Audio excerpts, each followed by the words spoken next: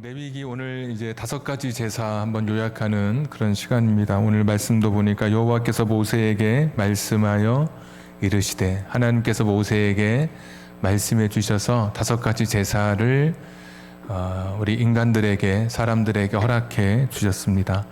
제사하면 이제 2가지 우리가 같이 기억해야 된다고 말씀드렸죠. 한 가지는 하나님께로 나아가는 인간의 길, 하나님을 만날 수 있는 방법으로 우리에게 제사를 허락해 주셨습니다. 거룩하신 하나님께 우리 죄 많은 인간이 어떻게 나아갈까?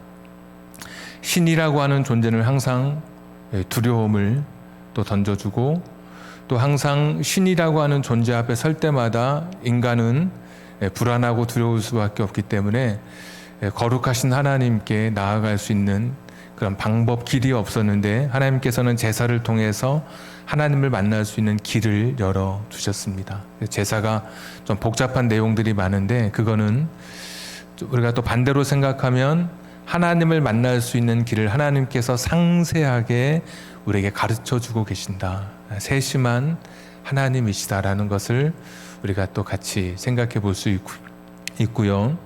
2번째 제사에 대해서 2번째 이야기는, 이 제사는 예수 그리스도를 통해서, 예수님을 통해서 완성됐다는 거. 2가지는 레위기를 딱 펴면 1장부터 7장까지 제사에 대한 이야기가 나오는데, 다른 건 다 몰라도 하나님을 만나는 그 길, 하나님 만나는 방법, 2번째는 예수님을 통해서 이 제사가 완성됐다는 거, 우리가 그렇게 꼭 기억하고 레위기를 좀 공부를 계속해 나가야 될 것 같고요. 레위기를 읽으면서 은혜 받았다고 하는 사람은 사실 제가 지금까지 아무도 본 적이 없습니다. 그만큼 사실 복잡해 보이고 어려운 책이지만, 레위기 안에 담겨져 있는 그 하나님의 마음, 그 원리, 그 정신을 잘 우리가 헤아려서 오늘 우리의 신앙의 삶에 적용하는 것이 레위기를 건강하게 공부하는 그런 방법이라고 생각을 합니다. 이제 제사를 매주 하나씩 살펴봤는데, 오늘은 5가지를 다 모자이크처럼 좀 살펴보고 그렇게 제사 일부를 좀 마무리하려고 합니다. 우리가 제사를 이제 같이 5가지 제사 이야기 나눌 때 한 가지 기억할 것은, 제사자보다, 그러니까 제사장보다 제사자가 훨씬 중요하다. 이거 우리가 같이 공부하게 됐죠. 제물을 가져오는 사람도 제사를 드리러 오는 사람이 가져오는 것이고, 제물 위에 안수하는 사람도 제사를 드리는 사람이 안수하는 것이고, 제물을 잡는 사람, 그러니까 죽이는 사람도 제물을 가져온, 제사를 드리러 온 사람이 하는 것이고, 각을 뜨는, 조각을 내는 것도 제사를 드리러 온 제사자가 하는 것이고, 나중에 물로 씻는 정강이라든지 또 내장을 씻는 부분이 나오는데 그것도 제사자가 합니다. 그러니까 제사장은 목에 동맥을 찔러서 숨을 끊을 때 흘러나오는 피를 받아다가 제단에 뿌리는 역할, 제사자가 주는 고기를 그 일부를 받아서 제단 위에 올릴 때 불에 잘 타도록 불을 붙이고 나무를 좀 벌려놓고, 그리고 고기를 올려놓는 그런 역할, 그리고 죄를 버리는 역할, 이런 역할만 하지 중요한 역할은 제사자가, 제사를 드리는 사람이 다 하는 겁니다. 그래서 오늘 예배도 여기 있는 설교하는 목사가 오늘 우리의 예배의 성패를 좌우하거나, 또 앞에 찬양 인도하거나 기도하는 사람에 의해서 내가 은혜를 받거나 못 받거나 내 예배가 하나님 앞에 드려지거나 안 드려지는 게 아니라, 예배를 드리는 나라고 하는 나를 통해서 내가 찬송할 때 나의 마음을 담아서 찬송하고 있었는지, 기도할 때 나는 정말 진실된 마음으로 나도 기도하고 있었는지, 하나님 말씀을 들을 때 내게 주시는 그 음성으로 듣기를 간절히 사모하며 소원하며 듣고 있는지, 제사를 드리는 나의 정성, 나의 마음, 나의 진심으로 오늘 이 예배가 하나님 앞에 드려지게 되는 것이죠. 그러니까 저도 반주하거나 찬양 인도하거나 다 이런 것은 보조 역할에 불과하고, 불 때는 역할, 이렇게 나무 벌려놓는 그런 역할에 불과합니다. 제가 없어도 여러분 스스로 하나님 앞에 영과 진리로 예배자로 설 수 있는 것이죠. 또 제사를 드릴 때 또 뭐 몇 가지 이제 규칙 같은 것 중에 좀 한번 오늘 처음 이야기 드리는 거지만 가축으로 제사를 드리도록 했습니다. 그러니까 동물로 제사를 드리는데 가축이라는 말을 쓰는 거예요. 집에서 기르는 동물로 드리게 했어요. 사냥하거나 우연히 길에서 주운 동물로 제사를 드리게 하지 않으셨어요. 그러니까 나의 땀과 나의 눈물, 나의 노력이 있는 그런 가축으로, 나의 수고가 있었던 그런 가축으로 제물을 드리도록 했어요. 소제라고 하는 것은 이제 곡식으로 드리는 제사인데 그 제사도 자연에서 채취한, 산에서 채취한 것으로 제사를 드리게 하지 않고 역시 추수해서 나의 땀과 나의 노력과 나의 눈물이 담겨진 것으로 제사를 드리게 했죠. 그러니까 예배의 어떤 그런 자세, 예배자가 가져야 할 영성을 우리가 발견하게 돼요. 그냥 우연히 시간 나서가 아니라 시간을 내서, 시간을 정해서 특별한 마음으로 나의 마음을 정하고 내가 분명하게 그 예배자의 그런 예배의 정신을 가지고 우리가 예배자로 서는 것이 맞는 것이죠. 또 드릴 때 또 특별한 것이 흠없는 것으로 드리도록 했습니다. 흠없는 거. 뭐 가축을 키워보거나 식물을 재배해 보신 분들은 자기가 해본 사람은 알아요. 자기는 알아요. 어떤 게 가장 좋은 건지. 수박을 파는 사람도 수박 사는 사람도 잘 알겠지만 파는 사람이 잘 알아요. 그리고 파는 사람보다 더 잘하는 사람은 재배한 사람을 알아요. 얘는 벌레도 안 먹고 가장 튼실하게 자라고 이 밭에 가장 좋은 것, 이것은 자기가 해본 사람은 알아요.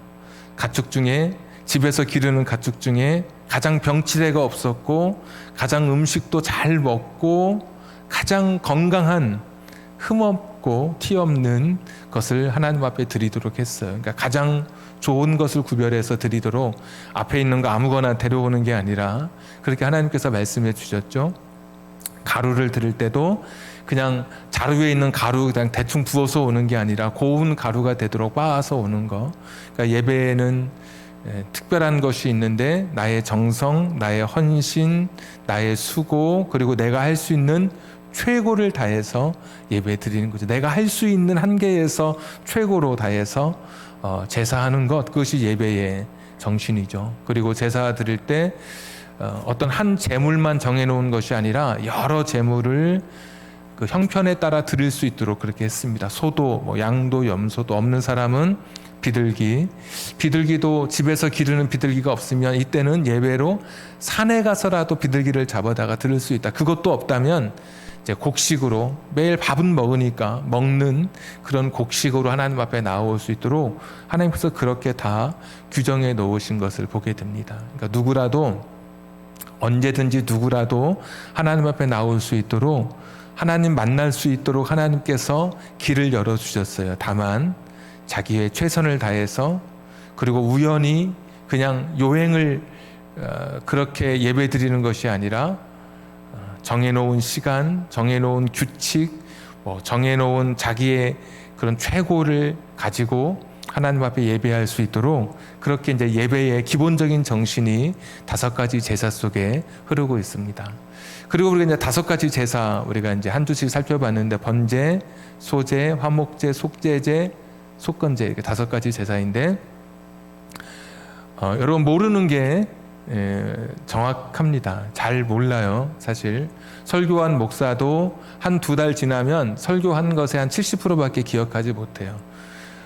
그리고 만약에 제가 뭐 6개월이 지났다, 1년이 지났다 그러면 오늘 여러분에게 설교하는 것에 한 30% 정도밖에 남지 않겠죠. 기억력이라고 하는 것이. 여러분에게 이제 말씀을 드리지만 저는 제가 지금 현재 설교하고 있기 때문에 잘 알고 구분하지만 사실 여러분은 힘듭니다. 신학교처럼 공부하는 것도 아니고 굉장히 짧은 시간에 긴 내용을 공부했는데 그것을 5번을 오늘 한 번에 다 요약하는 거니까 쉽지 않지만 그냥 외우려고 해서 외워지는 게 아닙니다, 여러분. 그냥 그 정신, 그 마음을 기억하면서 오늘 같이 좀 제사에 대한 걸 좀 정리를 좀 하려고 합니다. 번제, 이제 화면에 보시면 번제 이렇게 되어 있는데 이제 불사를 번입니다. 태울 번이라 그랬죠. 그래서 불사른다는 것은 그냥 태워버리는 게 아니라 태워서 하나님 앞에 드리는 거예요. 하나님께 드린다는 표현의 다른 말이 이제 불사른다, 태운다라는 표현이에요. 번제의 특징은 그러니까 다 뭐 자세한 거 다 생략하고 번제의 특징은 다 태우는 거예요. 가족을 제외한 모든 것을 다 태워요. 다른 제사는 남겨져 있어요. 남아 있어요. 그런데 번제는 다 태워요. 남김없이 다 태우는 제사가 번제예요. 그래서 번제를 보면서 우리가 고백하고 또 신앙의 교훈을 얻는 것은 나의 몸, 나의 마음, 나의 시간, 나의 생명까지 하나님 앞에 다 드리는 것. 그래서 이 레위기 시대의 이 이스라엘 사람들은 번제를 드리면서 하나님 앞에 나의 삶을 다 드리는, 전부를 다 드리는 것을 결단하게 되는 거죠. 그래서 이걸 한마디로 좀 표현하자면 이제 순교의 영성 이런 말로 좀 표현을 해봤습니다. 그냥 다 드리는 거예요. 아낌없이 남기지 않고 모든 것을 다 내가 하나님 앞에 드립니다. 그러니까 온전한 헌신, 뭐 희생, 이것이 이제 번제 이렇게 우리가 말할 수 있고요. 두 번째 제사가 이제 소제라고 하는 제사예요. 소제는 한문으로 곡물소, 곡식 소자, 곡식으로 드리는 제사인데 특징이 뭐냐면 다양한 장소에서 다양한 환경에서 제사할 수 있도록 그렇게 하나님께서 허락해 주셨어요. 창고에서 자루를 열어서 뭐 밀이든 보리든 그런 알곡을 가지고 와서 제사 드릴 수 있어요. 다만 고운 가루로 이제 빻아서 드리게 했고, 또는 부엌에서 화덕에 굽든지, 그렇죠?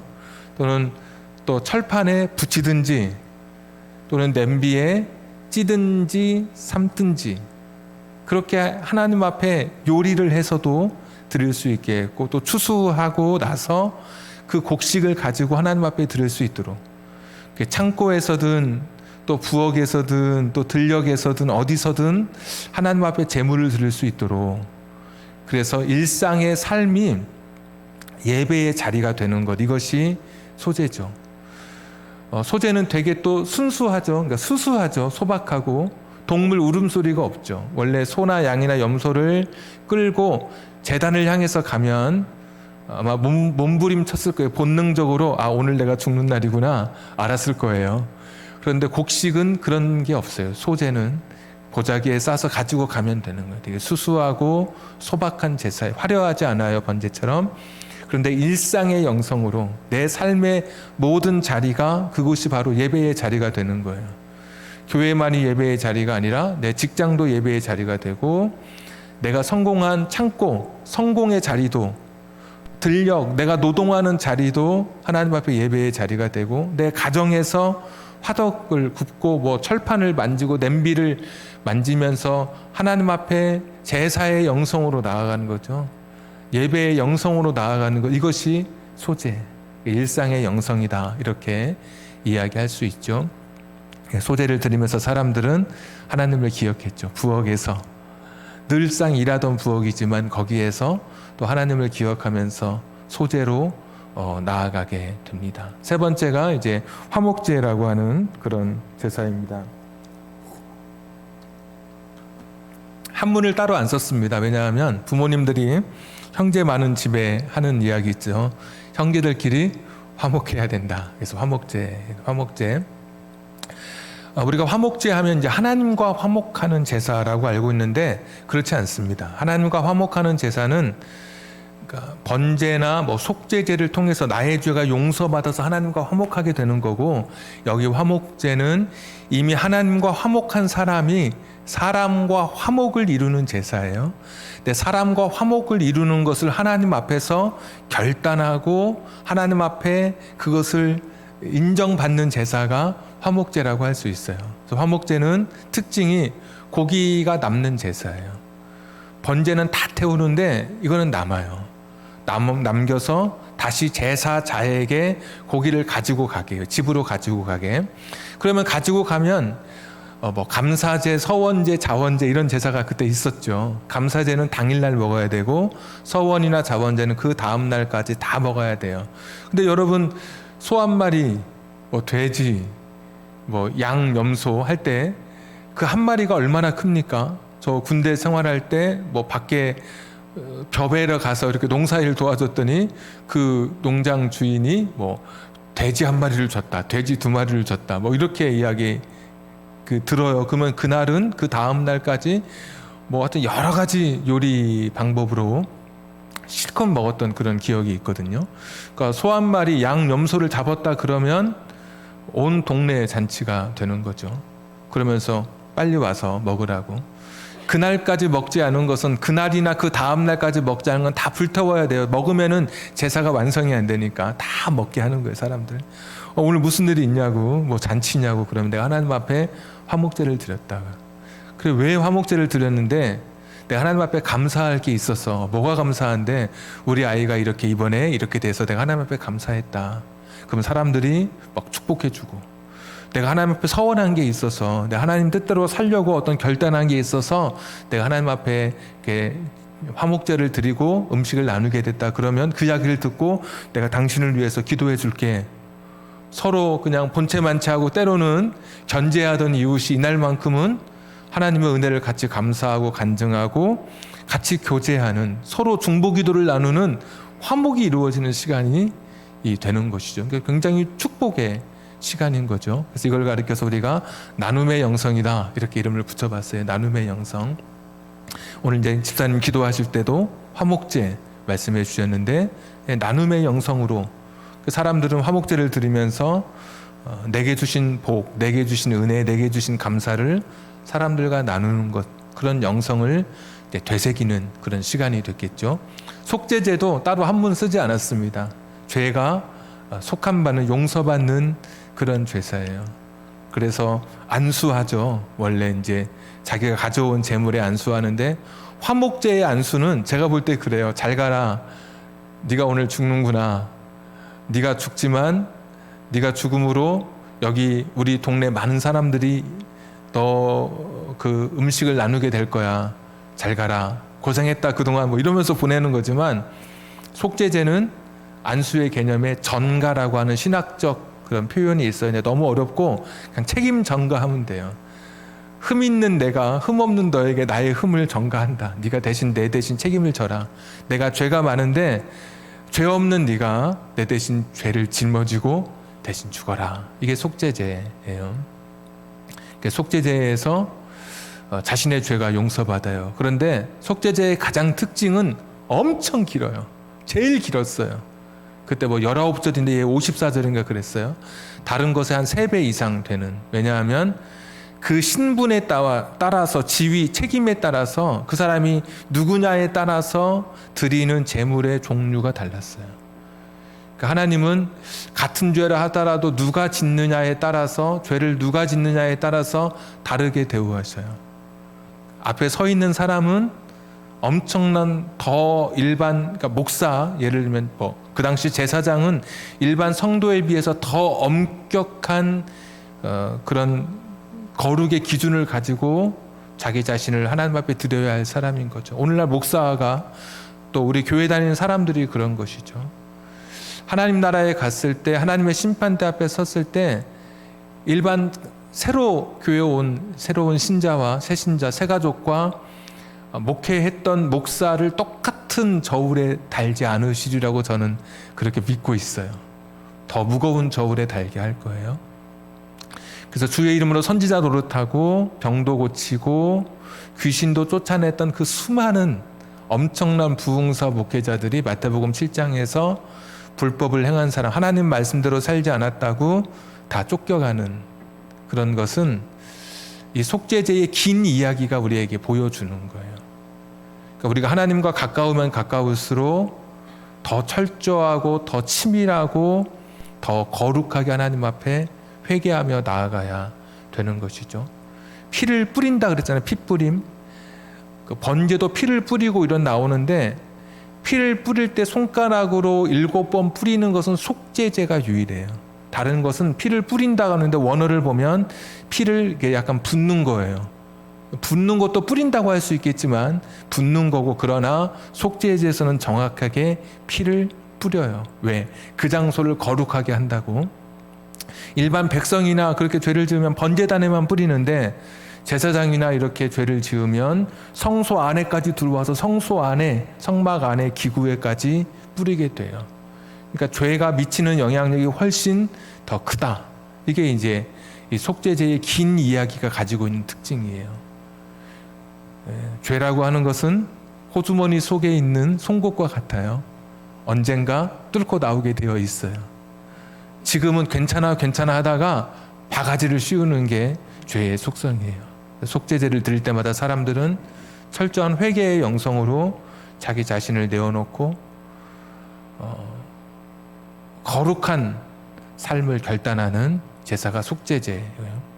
속건제라고 하는 것은 이제 허물건자인데, 이 허물건을 우리나라가 한문 시대에, 한문이 사용되던 시대에 그때의 건은 뭐 유교에서 공자나, 그러니까 맹자에 보면, 또 유교에서 내려온 그런 예법에 보면 이 건자를 뭘로 썼냐면 조상 때부터 내려왔던, 그러니까 선대 때부터 내려왔던 지켜야 할 도리나 예법인 거예요. 이게 건이에요. 그 당시에 우리는 지금 허물건이라고 하지만 사람들은 그때 그 건을 그렇게 썼어요. 당시에 불건불망해서 우리가 지켜야 할 것을 잊지 않고 어긋나지 않고 잊지 않으면 뭐 국가든 가정이든 바로 서게 된다, 이렇게 할 정도로 건이 그런 계명이나 규칙이에요. 지켜야 할.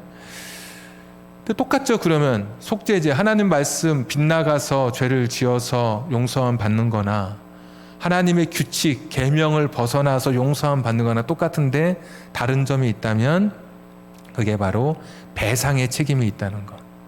내가 누군가에게 잘못했으면, 야 미안해, 잘못했어, 눈을 다치게 했으면, 야 내가 실수로 내가 네 눈을 다치게 했다, 야 병원 가봐라, 괜찮을 거야 하고 내가 너한테 미안한 마음을 가질 거야 하고 돌아서는 게 이게 속건제가 아니에요. 속건제는 정말 미안한 마음을 가지고 그 사람이 치료될 수 있도록 치료비도 다 내고, 성경대로 하면 5분의 1을 더해서 그의 마음이 섭섭하지 않도록, 아프지 않도록 이렇게 배상해 주는 게 속건제 영성이에요. 그러니까 차를 딱 부딪히고 나면 우리가 그런 말 하잖아요. 차 고치는 게 다가 아니에요. 그것만 차 고치는 값을 다 줬다고 나는 다 저 사람에게 배상했다고 하지만, 부딪힌 사람 입장에서는 차가 고장나서 무슨 뭐 공업사든 맡기느라고 신경 쓰이죠. 부딪혀서 속상하죠. 또 사고 나서 고치고 나면 나중에 팔 때 또 값이 떨어져서 속상하죠. 그래서 아마 5분의 1을 더하라고 했는지 모르겠어요. 그런 속상함이 있어서 그 5분의 1을 더하는 제사가 속건제예요. 그러니까 속건제는 하나님께도 잘못했을 때 보면, 하나님께 잘못한 것이 생각나면 자기가 잘못한 것의 그 가치에 맞게 지정한 그 가치대로 또 하나님 앞에 예물을 드려요. 하나님, 제가 이런 잘못을 했습니다, 그러면서 드려요. 그러니까 속죄제와 속건제의 차이점은 배상하는 것, 입술로만, 말로만 회개를 때우는 게 아니라 그냥 쉽게 이 자리에 앉아서 하나님 잘못했습니다, 다시는 안 그럴게요가 아니라 잘못한 것에 대해서 책임을 지고, 누군가에게 내가 잘못한 것이 있으면 찾아가서 빚을 갚는 거죠. 그래서 죄라고 하는 것은 하나님과 사람에게 채무다, 갚는 거. 이게 배상 책임이에요. 그래서 이 속건제의 영성은 요약하자면 책임의 영성, 배상의 영성, 뭐 이렇게 표현할 수 있죠. 그래서 한국교회 5가지 제사가 지금 우리 한국교회 2021년에 드려지고 있다면 아마 불신자들에게 투표를 해서 여론조사를 해서 5가지 제사 중에 정말 기독교인들이 해야 될 제사가 뭐냐 그러면, 아까 우리 집사님 정확하게 기도해 주셨지만 화목제와 속건제의 제사인 거예요. 번제, 교회 와서 하나님 앞에 다 드립니다. 일상의 제사, 일상에서 하면서 고운 가루로 빻아서 와서 나 하나님 앞에 예배 드립니다, 이거 소제죠. 속죄제, 가슴을 치며 회개하면서 나의 죄를 용서합니다. 세상 사람들은 관심이 없어요. 우리가 교회에서 하나님 앞에 헌신하고 내 전부를 드린다고 하는 번제나, 고운 가루로 빻아서 일상에서 고운 가루로 빻아서 여기서 드리는 소제나, 또 속죄제처럼 내 가슴을 쳐서 회개하면서 막 울면서 눈물 콧물 다 하면서 하나님 용서해 주십시오 이런 속죄제에 별로 관심이 없어요. 세상 사람들은 화목제, 우리가 누리고 있는 복과 감사를 세상 사람들과 나누기 원하는 거죠.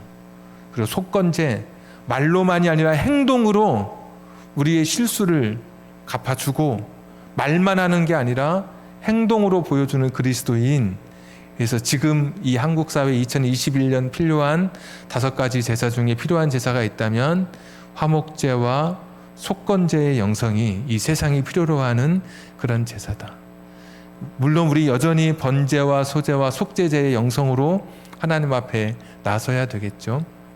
자, 그런데 우리가 이렇게 5가지 제사를 그 당시에 이스라엘 내위기 시대 이스라엘 사람들, 그리고 오늘 우리들도 순교의 영성, 일상의 영성, 나눔의 영성, 또 속죄의 영성, 책임의 영성, 이렇게 이런 영성을 가지고 제사 드릴 때마다 자기 자신을 일깨우고 하나님 앞에 거룩하게 자기 자신을 굴복시키면서 오늘도 우리가 이 말씀을 적용해 가요. 그때도 그랬고 지금도 그렇고.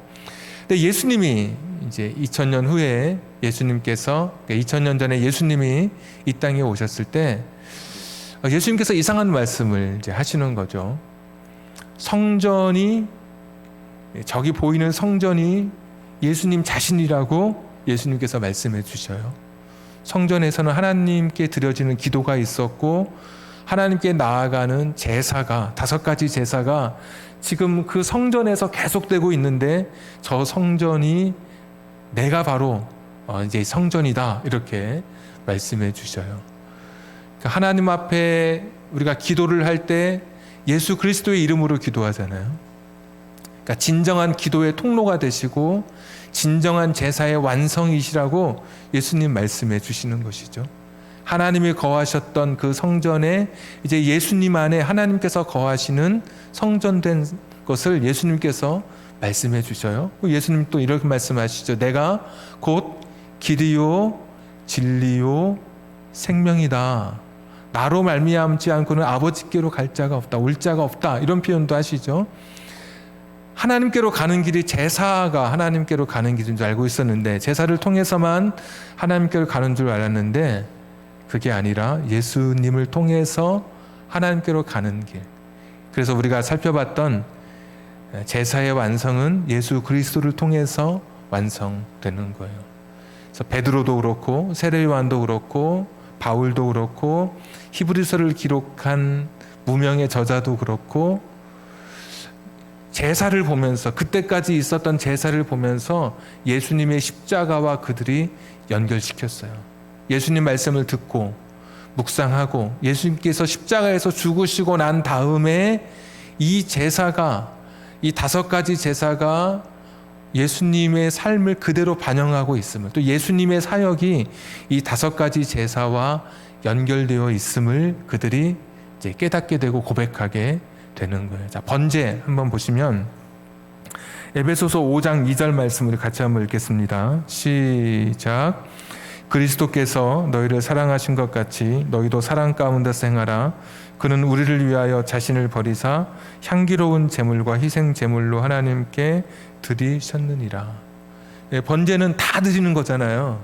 생명도 드리고 예수님께서 물과 피, 생명까지 다 주셨어요. 희생 제물로. 예수님을 보면서 번제와 같이 자기 자신을 다 드리셨구나. 자, 소제, 고운 가루로 빠지는 거잖아요. 자, 빌립보서 2장 6절에서 7절 다 같이 그는 근본 하나님의 본체시나 하나님과 동등됨을 취할 것으로 여기지 아니하시고 오히려 자기를 비워 종의 형체를 가지사 사람들과 같이 되셨고 하나님의 본체, 모르페, 하나님 그 자체이셨는데 다 깨버리셨어요. 자기를 비워내셨어요. 껍질을 벗기고 거기서 고운 가루처럼 다 빠지셨어요. 낮아지고 자기 자신을 비우셨어요. 예수님께서 하나님이셨는데 하나님이라고 하는 겉껍질을 벗기고 자기 자신이 빠져서 비워지고 낮아져서 결국 하나님 앞에 드려지는 거룩한 제물이 예수님 되신 거예요. 원래 가루를 곱게 만들려면 껍질을 벗겨야 돼요. 그리고 형체가 깨어져야 가루가 만들어지잖아요. 예수님께서 소재의 모습, 고운 가루로 빠졌던 그런 것처럼 자기 자신의 형체를 내려놓으시고 완전히 낮아지고 비워져서 깨어져서 하나님 앞에 드려진 제물, 그들이 이제 또 그렇게 예수님을 또 고백하게 된 거죠. 자, 화목제물. 자, 이 화목제물은 조금 설명이 좀 필요한데, 이제 화목제 할 때 말씀을 안 드렸던 거니까, 성만찬에서 음식을 먹어요. 예수님께서 함께 화목제에 그 화목제를 드리고 음식을 먹었던 것으로 바울 같은 경우는 이걸 그대로 받아들였어요. 성만찬을. 자, 고린도전서 11장 20절부터 22절 우리 같이 한번 읽겠습니다. 시작. 그런즉 너희가 함께 모여서 주의 만찬을 먹을 수 없으니 이는 먹을 때에 각각 자기의 만찬을 먼저 갖다 먹으므로 어떤 사람은 시장하고 어떤 사람은 취함이라.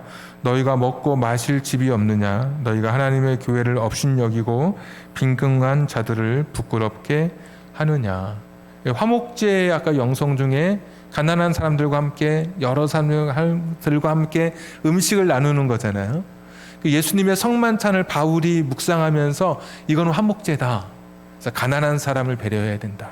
또 고린도전서 11장 27절부터 29절 또 읽겠습니다. 시작. 그러므로 누구든지 주의 떡이나 잔을 합당하지 않게 먹고 마시는 자는 주의 몸과 피에 대하여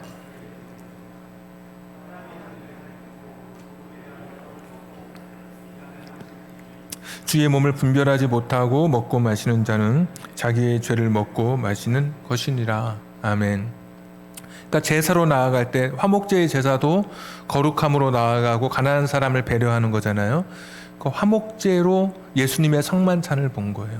제자들과 함께 음식을 먹으면서 하나님에 대한 뜻을 이야기하고 하나님에 대한 교훈을 이야기하고 또 감사할 것을 감사하고 그랬던 요한복음 13장부터 17장까지 있었던 그 긴 이야기, 다락방 이야기, 그 이야기를 화목제로 보면서 바울은 이 예수님의 그 성만찬이 화목제의 제사를 우리에게 완성시켜 주시는구나. 그래서 성만찬을 할 때마다 화목제의 그 정신을 가지고 가난한 사람이 올 때까지 기다렸다 먹어야 된다 그러고 자기의 죄를 먼저 살피고 하나님 앞에 거룩함으로 우리가 화목제 성만찬에 참여해야 된다. 이렇게 이야기하는 거죠. 그러니까 예수님을 통해서, 그러니까 우리가 정확히 말하면 제사를 통해서 예수님의 십자가가 좀 더 풍성해지고 좀 더 분명하게 보여지는 게 이게 이제 맞는 표현인 것 같아요. 자, 네 번째 속죄제. 요한복음 이제 1장 29절 한번 같이 읽겠습니다. 시작. 이튿날 요한이 예수께서 자기에게 나아오심을 보고 이르되 보라 세상 죄를 지고 가는 하나님의 어린 양이로다. 세례 요한은 세상 죄를 지고 가는 하나님의 어린 양. 아까 말씀드렸죠. 이거 책임전가 세상의 모든 죄를 다 지고 가는 지금 하나님의 어린 양이다. 그 속죄제의 어린 양으로 세례 요한은 예수님을 보고 있어요. 자, 베드로 전서 1장 2절 다 같이 시작. 곧 하나님 아버지의 미리 하심을 따라 성령이 거룩하게 하심으로 순종함과 예수 그리스도의 핏부림을 얻기 위하여 택하심을 받은 자들에게 편지하노니 은혜와 평강이 너희에게 더욱 많을지어다. 아멘. 여기 보니까 예수 그리스도의 핏부림. 속죄제에서 피가 뿌려지는 곳마다 거룩하게 그곳을 깨끗하게 정화할 때 피를 뿌렸거든요. 그런 것처럼 예수 그리스도의 핏부림을 받은 사람들이다. 우리가 예수님을 통해서 우리가 거룩하게 정결하게 된 사람들이다. 이렇게 속죄제를 지금 그 당시에도 드려지고 있던 속죄제를 보면서 예수 그리스도의 십자가를 좀 더 사람들에게 이해하기 쉽도록 설명하고 있어요. 마지막 속건제. 자, 마태복음 20장 28절 시작. 인자가 온 것은 섬김을 받으려 함이 아니라 도리어 섬기려 하고 자기 목숨을 많은 사람의 대속물로 주려 함이니라. 대속물, 이게 속건제의 그 값이에요. 죗값을 치러야 되잖아요. 대속물. 그래서 어려운 말로 속량했다. 뭐 옛날 찬송가 보면 속량했다 할 때 값을 주고 치르는 게 대속, 속량, 이 속건제의 이야기예요. 근데 값을 줄 때 큰 죄는 큰 값을 치르고 작은 죄는 작은 값을 치러요. 큰 죄는 사형 무기징역도 당하지만 작은 죄는 뭐 훈방으로도 끝나게 되는 거죠. 온 인류의 모든 죄, 과거, 현재, 미래의 온 인류의 모든 죄를 다 예수님이 짊어지셔요. 근데 그 죄를 짊어질 만한 등가, 같은 가치를 가진 존재가 그 죄를 대신 죄값을 치를 수 있잖아요. 예수님밖에 없는 거예요. 그래서 이단이라고 자기가 뭐 예수라고 말하는 누구 뭐 이단들은 그 값을 치를 수 있는 자격이 안 돼요. 자기 죄값도 치르지 못할 존재밖에 안 돼요. 그런데 예수님은 온 인류의 죄를 다 그 값을 치를 수 있는 그런 가치가 있으신 그런 분이셔요. 죄가 없으신 분이기도 하고 하나님이신 분이니까. 하나님이셨던 분, 온 우주보다 크신 하나님이신 분이 십자가에 달려 죽으심으로 우리의 죄값을 치러 주실 수 있으신 거예요. 그러니까 어떤 목사가 내가 여러분의 모든 죄를 용서할 수 있다, 그 죄값을 치를 수 있는 가치가 없는 거예요. 그 가치에 도달하지 못해요. 예수님만이 우리의 많은 사람의 대속물로 모든 온 세상의 죄를 다 짊어지신 구주로 우리에게 선물처럼 오신 것이죠. 베드로전서 이제 1장 18절 19절 말씀 제가 한번 읽어드리겠습니다. 너희가 알거니와 너희 조상이 물려준 헛된 행실에서 대속함을 받은 것은 은이나 금인같이 없어질 것으로 된 것이 아니요 오직 흠없고 점없는 어린 양 같은 그리스도의 보배로운 피로 된 것이니.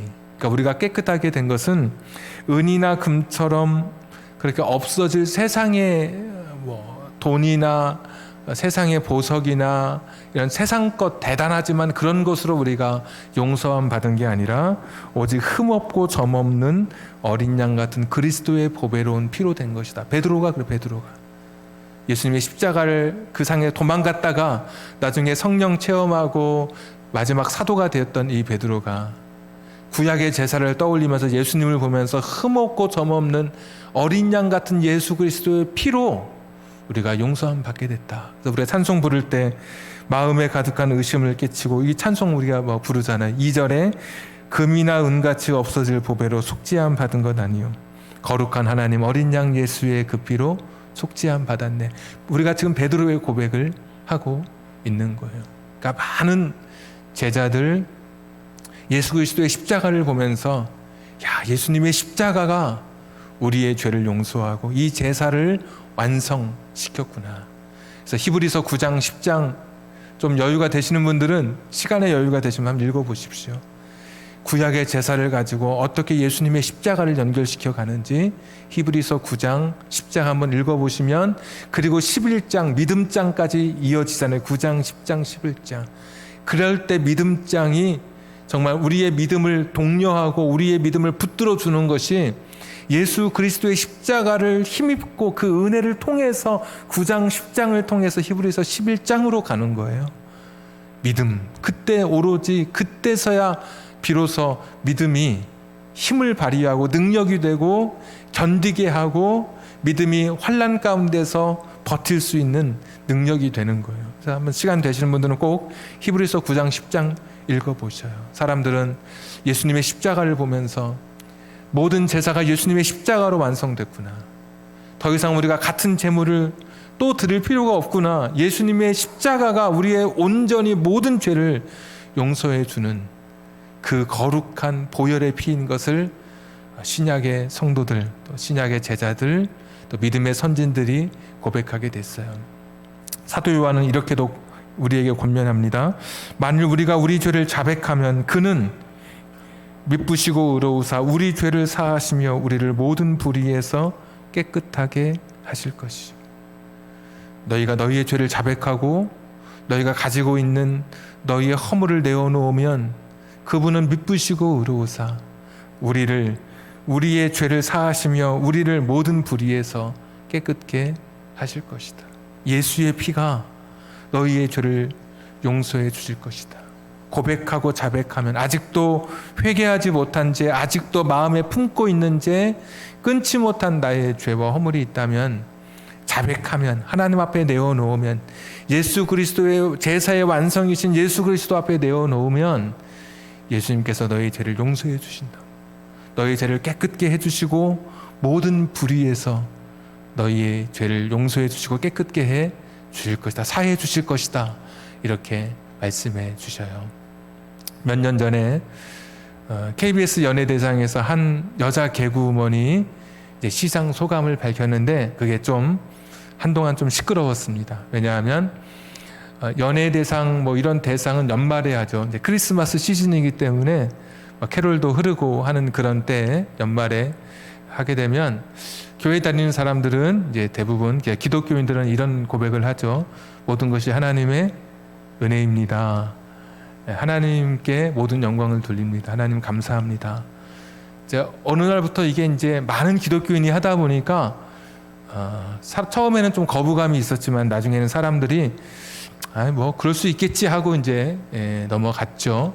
그런데 몇 년 전 그 연예대상에서 한 개그우먼이 우수상을 수상하고 밝혔던 연예 소감은, 그 수상 소감은 사람들의 좀 많은 거부를 가져오게 됐어요. 그 개그우먼은 이렇게 고백했습니다. 첫 마디가 이렇습니다. 저에게 자랑할 만한 것은 좀 뜸이 있어요. 저에게 자랑할 만한 것은 십자가에서 흘리신 예수 그리스도의 피뿐입니다. 이렇게 첫 마디를 고백한 거예요. 다른 사람들은 하나님께 감사드립니다. 이렇게 고백할 때 그 자매는 와서 첫 마디가, 제가 자랑할 것은, 저에게 자랑할 것이 있다면 십자가에 설리신 예수 그리스도의 피뿐입니다. 그 다음날 뭐 인터넷에 난리가 났죠. 그 하여튼 그분이 이제 방송 안 하고 결혼하고 이제 미국 갔어요. 보니까 이름 대면 여러분 다 아실 만한 그런 개그우먼인데, 그렇게 고백하는 그런 우리의 신앙의 동료들도 있습니다. 우리가 신앙생활 하면서 다 잊어도 좋아요. 제가 말씀드렸죠. 저도 오늘 이렇게 제가 이렇게 여러분에게 이제 설교했지만 한두 달 지나면 70%, 뭐 1년 지나면 오늘 설교한 것이 한 30%밖에 남지 않아요. 머릿속에. 지금은 다 머릿속에 있지만 제가 1장부터 7장까지 점점점 사람이라고 하는 것의 기억력이 떨어지죠. 그러니까 우리가 다 지금 한 뭐 54분인데 지금 저 시계로 꽤 많은 시간이 흘렀죠. 다 기억하지 못하지만 기억할 것은 나의 죄는 예수 그리스도의 십자가를 통해서 나의 죄가 용서받는다고 하는 것. 세상에 그 어떤 것으로도 용서받지 못하고 오직 예수 그리스도를 통해서만 내가 용서받고 내가 깨끗함 받아 거룩한 자로 살아갈 수 있다는 것. 예수님 아니고서는 하나님 앞에 나아갈 수 있는 방법이 없다는 것. 예수님의 십자가가 나의 자랑이 되게 해 주옵소서. 예수님의 십자가가 나의 전부가 되게 해 주옵소서. 힘들고 어려울 때마다 그 십자가 나무 밑에 엎드려서 쉼을 얻고, 그 그늘에서 쉼을 얻고 위로를 얻고 용기를 얻고 힘을 내는 그 십자가의 그 신앙이 오늘 이 시간 우리 마음속에 머리부터 발끝까지 예수 그리스도의 보혈의 피로 적셔지고, 내 삶의 곳곳에 예수 그리스도의 피로, 십자가의 보혈의 은총으로 내 삶이 또 그렇게 풍성해지고, 오직 예수, 오직 십자가만이 우리의 삶의 전부이기를 주님의 이름으로 축복하고 권면드립니다. 주신 말씀 기억하면서 한 1분간 우리 같이 한번 기도하겠습니다. 전능하시고 자비로우신 아버지 하나님, 오늘도 주 앞에 나와서 늘 기도하며 나아갑니다. 예수님의 십자가만이 우리의 인생을 살리고, 예수님의 십자가만이 우리의 죄를 용서하고, 예수의 십자가만이 우리의 자랑이 되게 하여 주옵소서. 다 버리게 하여 주옵소서. 바울처럼 나의 모든 것을 다 배설물로 여기고 예수 그리스도의 십자가만이 나의 전부, 나의 자랑, 나의 모든 것이 되겠다고 하는 이 고백이 우리 가운데 있게 해주시옵소서. 전능하시고 자비로우신 아버지 하나님, 도와주시기를 빌고 원합니다. 하나님, 예수의 십자가가 내 모든 죄를 용서하고 나의 삶을 붙들어 주게 하여 주옵소서. 예수의 십자가, 그 예수님 앞에 오늘도 엎드릴 수 있는 우리 모두가 되게 하여 주옵소서. 전능하시고 자비로우신 아버지 하나님, 그 예수 이름 붙들고 승리하게 하시고 십자가 보혈 붙들고 승리하게 하여 주시옵소서. 십자가 그 보혈에 죄와 더러움을 씻는 그 열린 그 샘물에 내 삶을 씻고 내 가정을 씻고 내 인생을 씻게 하여 주시옵소서. 주님, 예수님의 십자가 붙들고 예수님의 십자가만이 나를 살리는 것임을 알고 사랑하는 우리가 되게 해 주시옵소서.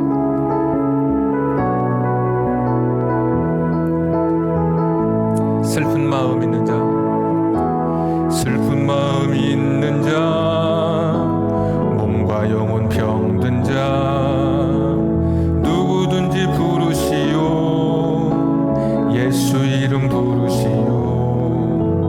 그 이름을 믿는 자, 그 이름을 부르는 자, 그가 어떤 사람이든 그는 구원. 한 번 더 고백하겠습니다. 슬픈 마음 있는 자, 슬픈 마음 있는 자, 몸과 영혼 병든 자, 누구든지 부르시오.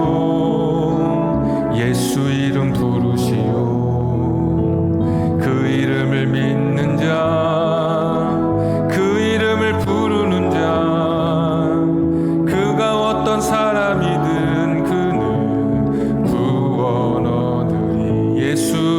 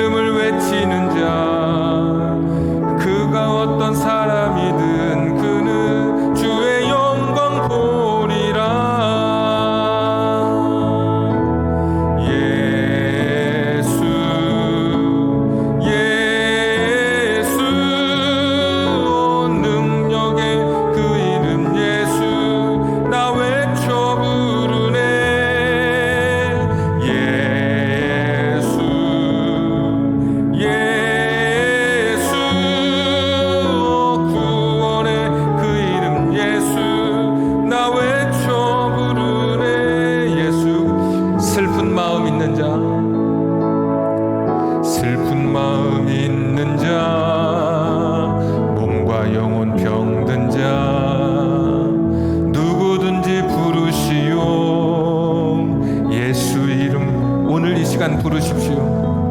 그 이름을 믿는 자, 그 이름을 부르는 자, 그가 어떤 사람이든 그는 구원. 한 번 더 고백합니다. 슬픈 마음 있는 자, 슬픈 마음 있는 자, 몸과 영혼이 병들어 있습니까? 누구든지 부르시오. 예수의 이름 부르십시오. 예수 이름 부르시오. 그 이름을 믿는 자, 그 이름을 부르는 자, 그가 어떤 사람이든 그는. 우리 한 번 더 고백합시다. 슬픈 마음 있는 자, 슬픈 마음 있는, 몸과 영혼 병든 자, 몸과 영혼이 병들었다면 예수 이름 부르십시오. 예수 이름 부르시오. 그 이름을 믿는 자, 그 이름을 믿는 자,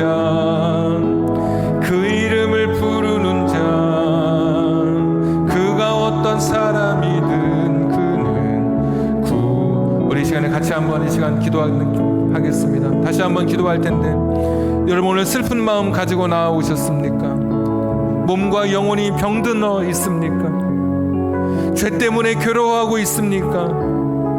누구든지 부를 수 있도록 예수의 이름을 우리에게 주셨습니다. 돈 많은 사람도 나올 수 있도록, 돈 없는 사람도 나올 수 있도록, 누구든지 제사할 수 있도록 길을 열어주신 하나님께서 누구든지 예수의 이름을 부를 수 있도록 길을 열어주시고 믿음을 우리에게 선물로 주셨습니다. 힘들고 지칠 때 그 예수 그리스도의 이름을 붙드십시오. 예수 그리스도의 보혈의 삶에, 우리의 머리부터 발끝까지 그 삶에, 그 셈에 우리의 모든 것을 적십시오. 예수로 살아가는 인생 되게 해 주옵소서. 그가 어떤 사람이든 구원 얻으리. 그의 이름을 부르는 자 어떤 사람이든 구원 얻으리. 예수의 이름으로 구원받고, 영적으로 구원받고, 혼도 새로워지고 육적으로도 구원받는 영혼육의 온전한 구원이 예수 그리스도의 보혈의 피를 통해 이루어지게 해 주옵소서. 우리 주신 말씀 찬양 불렀던 거 기억하면서 예수 이름을 부르며 살겠나이다. 한 번 더 1분간만 같이 기도하겠습니다. 전능하시고 자비로우신 아버지 하나님이시여, 오늘도 예수의 이름을 붙들며 나아가게 하여 주시옵소서.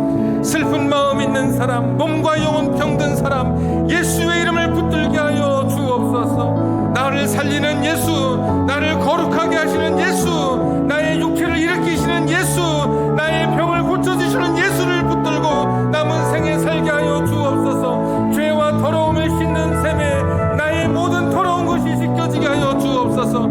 어떤 사람이든 구원 얻는 그 역사, 예수 그리스도의 보혈의 피에 멈춰지게 하여 주옵소서. 담겨지게 하여 주시옵소서. 예수 그 이름, 예수 그 이름 붙들고 살게 하여 주옵소서. 그 이름 의지하며 나아가게 하여 주시옵소서. 어떤 상황에서도 예수 이름 붙들고 일어서게 하여 주옵소서. 어떤 자리에서 예수 이름 붙들고 승리하는 우리 인생들 되게 하여 주시기를 빌고 원합니다. 예수 그 이름 의지하며 나아가게 하여 주옵소서. 아버지 예수 그 이름 붙들며 나아가게 하여 주옵소서.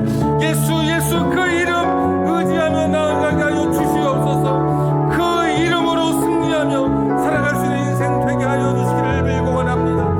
여호와 자비로우신 아버지 하나님이여, 오늘 이 말씀 내 마음속에 새겨지게 하시고 심겨지게 하셔서 예수의 십자가로 살아가는 우리의 인생 되게 하여 주옵소서. 예수 십자가로 살아가게 하여 주시옵소서. 응답을 주시옵소서.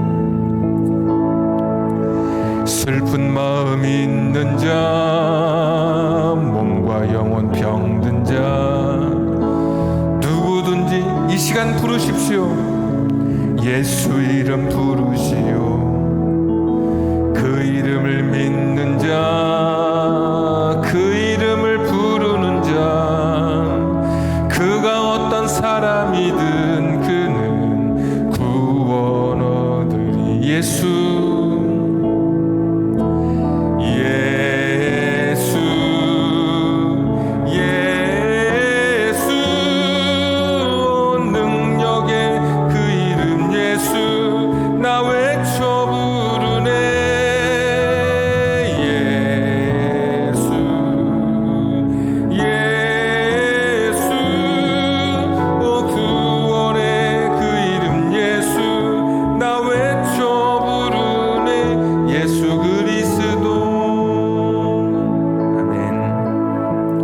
은혜로우시고 자비로우신 아버지 하나님, 예수의 이름, 예수, 나를 살리고 나를 구원해 주신 그 이름을 붙들고 기억하며 한 주간도 살아가게 해 주옵소서. 나의 자랑은 십자가에서 흘리신 예수 그리스도의 피뿐입니다라고 고백했던 한 자매의 고백처럼 십자가가 나의 자랑이 되게 하시고, 십자가가 나의 능력이 되게 하시고, 십자가가 나의 위로가 되게 해 주옵소서. 십자가가 나의 힘이 되게 하시고, 십자가가 나의 모든 것이 되게 해 주옵소서. 슬픈 마음 가지고 온 사람들이 있습니다. 지금 몸과 영혼이 병든 채 죽음의 사투를 벌이는 우리 이웃들도 있습니다. 우리 성도님들도 있습니다. 예비 성도도 있습니다. 예수의 이름을 부르게 해 주옵소서. 고침받게 해 주시고 예수의 십자가로 머리부터 발끝까지 깨끗해지는 역사가 일어나게 해 주옵소서. 오직 예수 의지하며 남은 인생 살게 해 주옵소서. 귀한 예물 드린 손길 기억하시고 하나님의 시간에 하나님의 방법으로 풍성하게 채워 주옵소서. 이제는 우리 구주 예수 그리스도의 은혜와 하나님 아버지의 극진하신 사랑하심과 성령님 감동 감화하심이 제사의 완성이신 예수 그리스도의 십자가의 보혈을 의지하며 살기로 결단하는 우리 사랑하는 성도님들과 저들의 가정과 직장과 사업장과 환경과 인생의 꿈 위에 선물로 주신 자녀들 머리 위에 지금부터 영원까지 함께 하시기를 간절히 축원하옵나이다. 아멘.